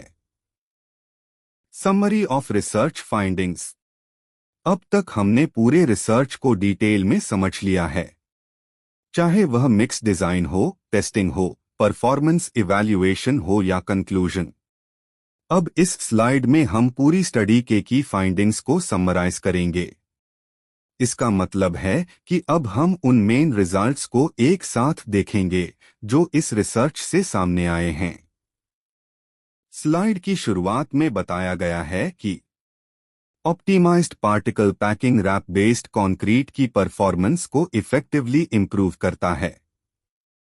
मतलब यह टेक्निक पूरे रिसर्च का कोर कॉन्सेप्ट है जिसने कंक्रीट की ओवरऑल क्वालिटी को बेहतर बनाया है।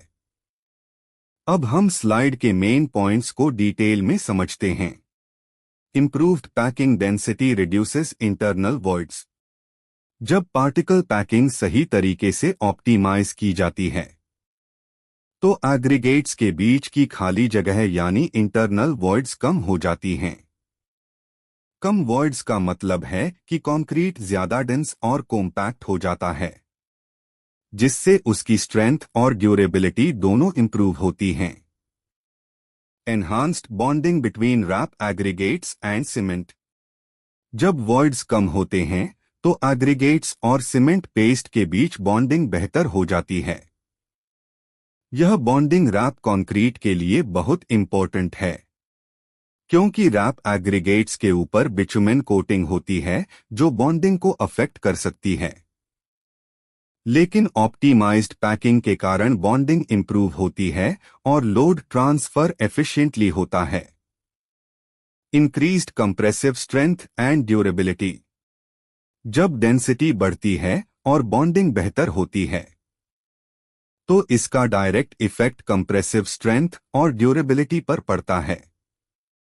कंक्रीट ज्यादा लोड सह सकता है और लंबे समय तक एनवायरनमेंटल कंडीशंस को रेजिस्ट कर सकता है। इससे RAP based concrete practical applications के लिए ज्यादा रिलायबल बनता है। अब इंजीनियर्स नोट को समझते हैं। इसमें कहा गया है कि optimized particle packing RAP based concrete की स्ट्रक्चरल एफिशिएंसी को सिग्निफिकेंटली एनहांस करता है।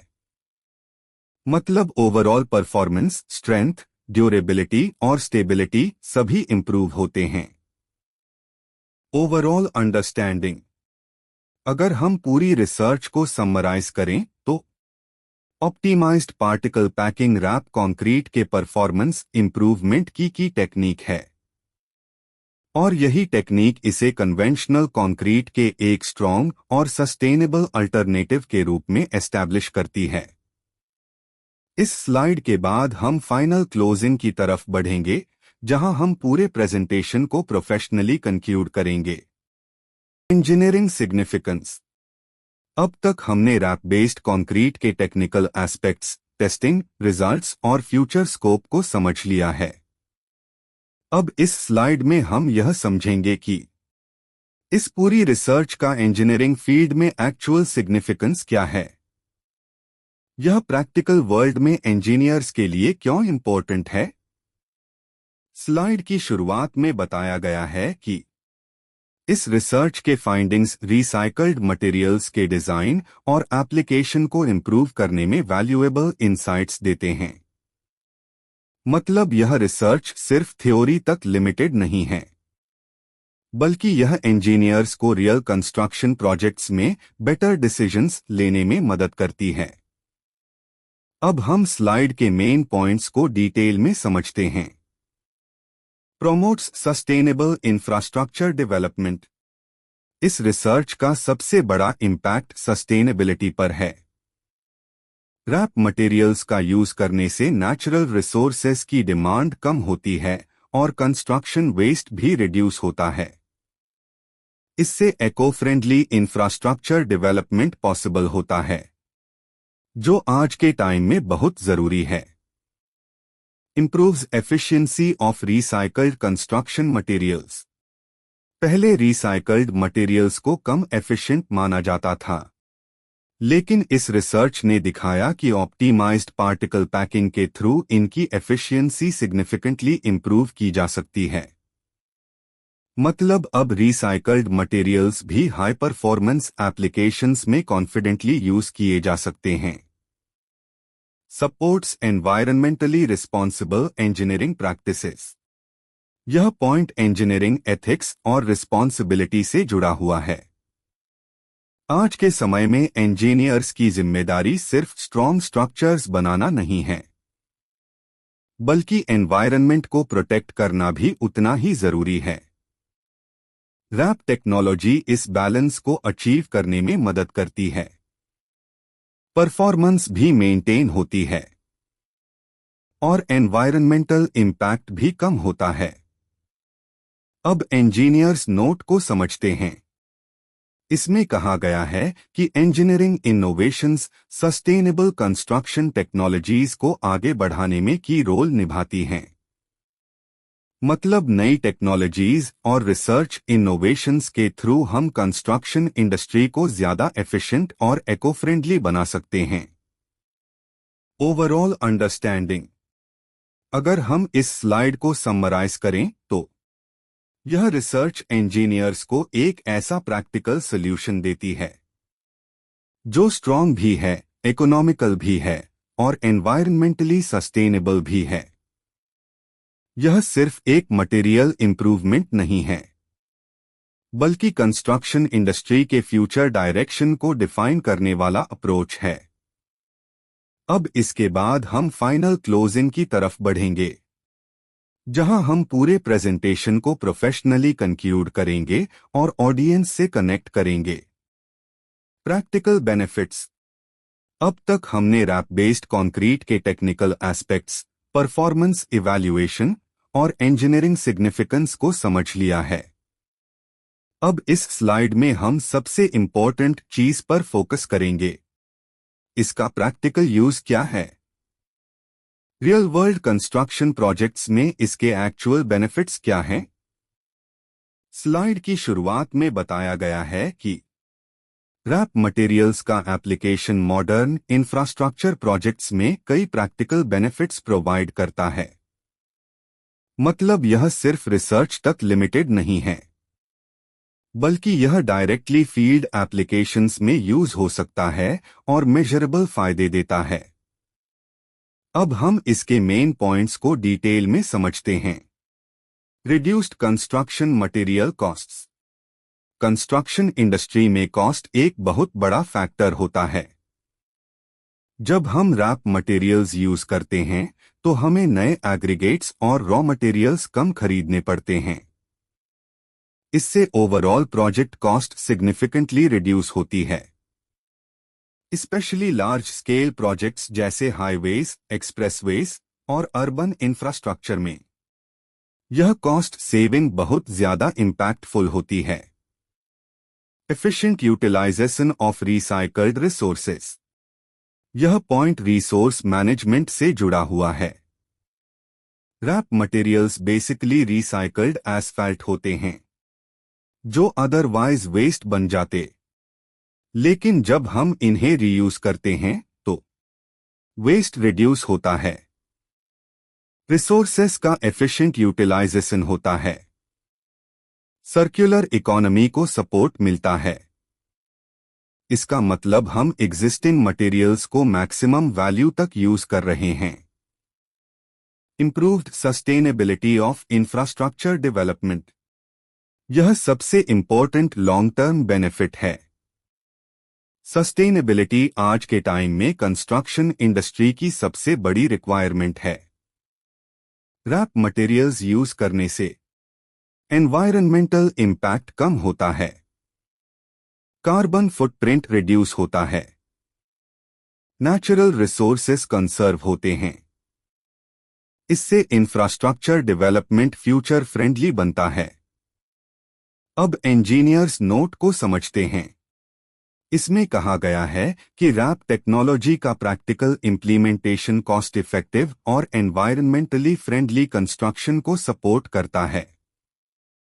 मतलब यह टेक्नोलॉजी सिर्फ थ्योरी में नहीं, बल्कि रियल प्रोजेक्ट्स में सक्सेसफुली अप्लाई की जा सकती है। और यह साइमल्टेनियसली कॉस्ट भी बचाती है और एनवायरनमेंट को भी प्रोटेक्ट करती है। Overall understanding. अगर हम इस स्लाइड को समराइज करें तो रैप टेक्नोलॉजी कंस्ट्रक्शन इंडस्ट्री को एक ऐसा सॉल्यूशन देती है जो इकोनॉमिकल भी है, एफिशिएंट भी है और सस्टेनेबल भी है। यह फ्यूचर इंफ्रास्ट्रक्चर डेवलपमेंट के लिए एक प्रैक्टिकल और रिलायबल अप्रोच है। Technological advancements in wrap recycling. अब तक हमने रैप मटेरियल्स के परफॉर्मेंस, बेनिफिट्स, एप्लीकेशंस और प्रैक्टिकल इंप्लीमेंटेशन को समझ लिया है। अब इस स्लाइड में हम एक बहुत महत्वपूर्ण पहलू पर ध्यान देंगे, टेक्नोलॉजी का रोल। स्लाइड की शुरुआत में बताया गया है कि मॉडर्न टेक्नोलॉजी ने रैप रिसाइकलिंग की एफिशिएंसी और परफॉर्मेंस को काफी इंप्रूव किया है।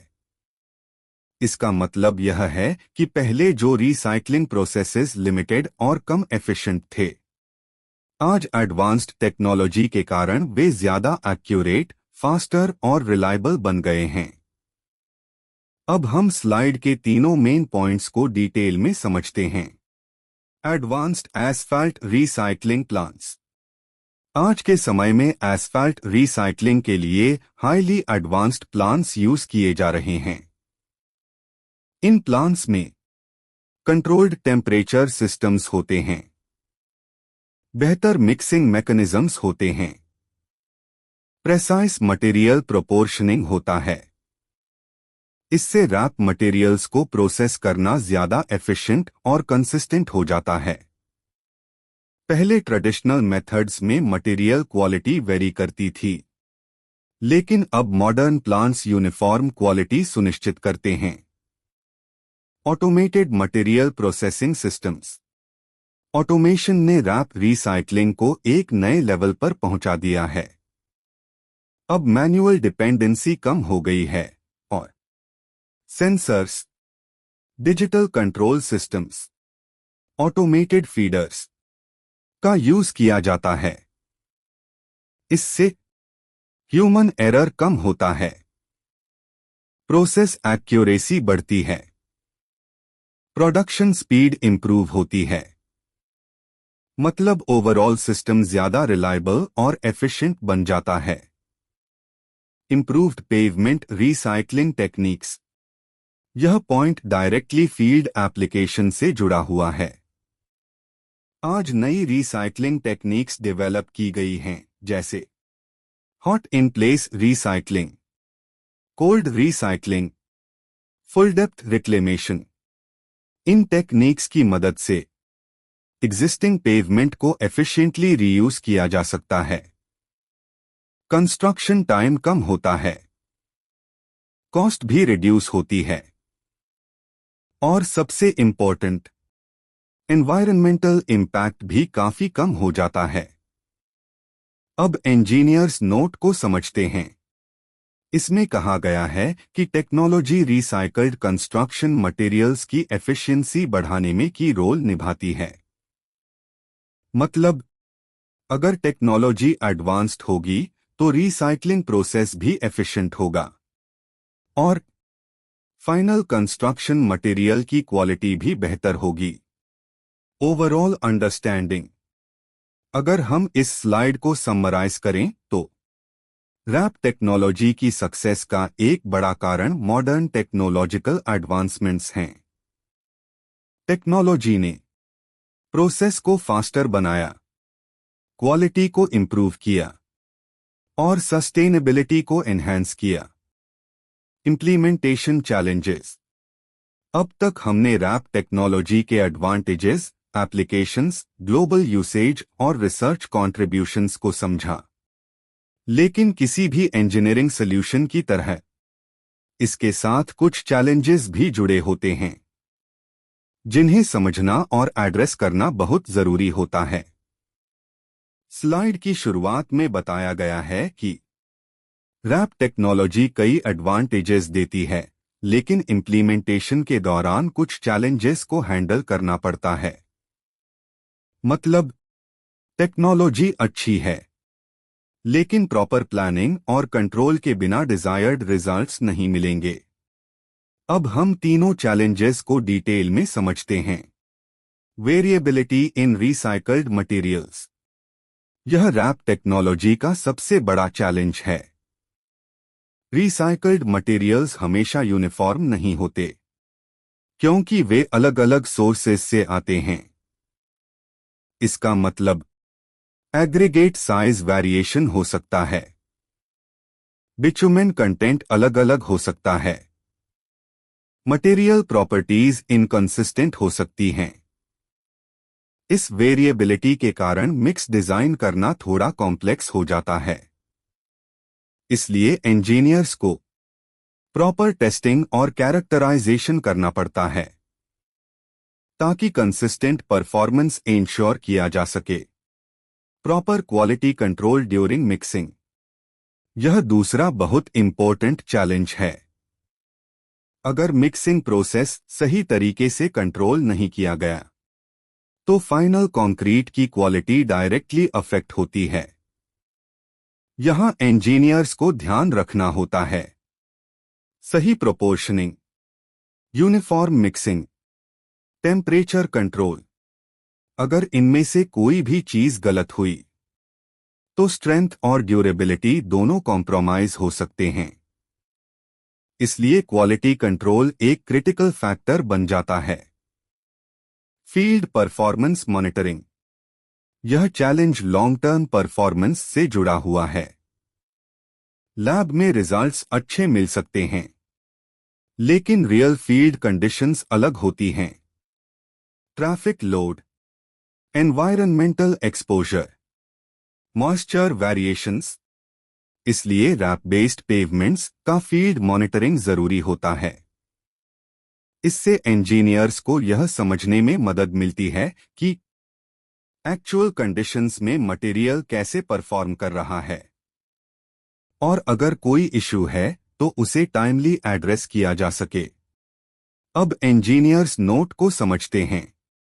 इसमें कहा गया है कि इंजीनियरिंग चैलेंजेस को केयरफुली एड्रेस करना जरूरी है, तभी प्रोजेक्ट सक्सेसफुल होगा।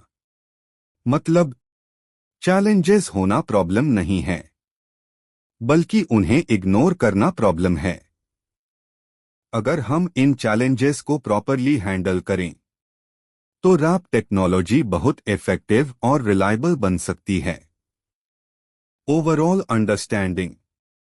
अगर हम इस स्लाइड को समराइज करें तो रैप टेक्नोलॉजी पावरफुल है, लेकिन इसे सही तरीके से इंप्लीमेंट करना जरूरी है।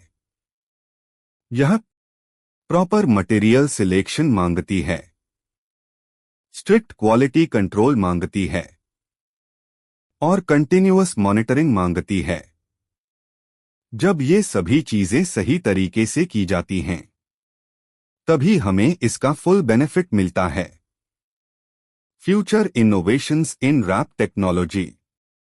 अब तक हमने रैप टेक्नोलॉजी के पास्ट और प्रेजेंट एस्पेक्ट्स को समझ लिया है, इसके बेनिफिट्स, एप्लीकेशंस, चैलेंजेस और रिसर्च कॉन्ट्रिब्यूशंस। अब इस स्लाइड में हम सबसे इंटरेस्टिंग पार्ट पर आते हैं, फ्यूचर। स्लाइड की शुरुआत में बताया गया है कि मटेरियल साइंस और इंजीनियरिंग में फ्यूचर डेवलपमेंट्स रैप टेक्नोलॉजी को और ज्यादा एनहांस करेंगे। मतलब रैप टेक्नोलॉजी अभी भी इवॉल्व हो रही है और आने वाले समय में यह और भी एडवांस्ड और एफिशिएंट बनेगी। अब हम इसके तीनों मेन फ्यूचर इनोवेशंस को डिटेल में समझते हैं। Smart infrastructure materials. फ्यूचर में कंस्ट्रक्शन मटेरियल्स सिर्फ पैसिव नहीं होंगे, बल्कि वे स्मार्ट बनेंगे। स्मार्ट मटेरियल्स का मतलब है जो खुद अपनी कंडीशन मॉनिटर कर सकें, डैमेज डिटेक्ट कर सकें और कभी कभी सेल्फ हीलिंग प्रॉपर्टीज भी दिखा सकें। जब रैप टेक्नोलॉजी के साथ ऐसे स्मार्ट मटेरियल्स इंटीग्रेट होंगे तो रोड्स और पेवमेंट्स ज्यादा ड्यूरेबल और इंटेलिजेंट बन जाएंगे। इससे मेंटेनेंस कॉस्ट कम होगी और लाइफ स्पैन बढ़ेगा। Advanced recycling techniques. Recycling techniques अभी भी कंटिन्यूअसली इंप्रूव हो रही हैं। फ्यूचर में ज्यादा एफिशिएंट प्रोसेसिंग मेथड्स आएंगे, एनर्जी कंजम्पशन कम होगा और मटेरियल रिकवरी और बेहतर होगी। इसका मतलब रैप मटेरियल्स को और हायर क्वालिटी के साथ रीयूज किया जा सकेगा और इससे परफॉर्मेंस ट्रेडिशनल मटेरियल्स के बराबर या उससे बेहतर हो सकती है। Digital monitoring of pavement performance, यह सबसे मॉडर्न और इम्पैक्टफुल इनोवेशन है। फ्यूचर में रोड्स और पेवमेंट्स को डिजिटली मॉनिटर किया जाएगा। Sensors, IoT devices, data analytics के थ्रू इससे इंजीनियर्स रियल टाइम डेटा प्राप्त कर पाएंगे कि पेवमेंट किस कंडीशन में है, कहां डैमेज शुरू हो रहा है, कब मेंटेनेंस की जरूरत है। इससे प्रोएक्टिव मेंटेनेंस पॉसिबल होगा और अचानक फेलियर्स को अवॉइड किया जा सकेगा। अब इंजीनियर्स नोट को समझते हैं। इसमें कहा गया है कि इनोवेशन सस्टेनेबल इंफ्रास्ट्रक्चर डेवलपमेंट के फ्यूचर को शेप करेगा। मतलब नई टेक्नोलॉजीज और इनोवेशंस ही फ्यूचर कंस्ट्रक्शन को डिफाइन करेंगी और रैप टेक्नोलॉजी इन इनोवेशंस के साथ और ज्यादा पावरफुल बन जाएगी। ओवरऑल अंडरस्टैंडिंग, अगर हम इस स्लाइड को समराइज करें तो रैप टेक्नोलॉजी का फ्यूचर बहुत प्रॉमिसिंग है। यह स्मार्ट मटेरियल्स के साथ इंटीग्रेट होगी, एडवांस्ड रिसाइकलिंग से इंप्रूव होगी और डिजिटल मॉनिटरिंग से ज्यादा एफिशिएंट बनेगी। इससे कंस्ट्रक्शन इंडस्ट्री ज्यादा इंटेलिजेंट, सस्टेनेबल और कॉस्ट इफेक्टिव बनेगी। अगर आप यहां तक वीडियो देख रहे हैं तो इसका मतलब है कि आपको यह टॉपिक यूजफुल लग रहा है। तो एक छोटा सा सपोर्ट जरूर करें, वीडियो को लाइक करें, बेल आइकन प्रेस करें ताकि आगे आने वाले इंपॉर्टेंट अपडेट्स आप मिस न करें और चैनल को सब्सक्राइब करें। इससे हमें ऐसे ही डिटेल्ड और प्रैक्टिकल कंटेंट बनाने की मोटिवेशन मिलती है।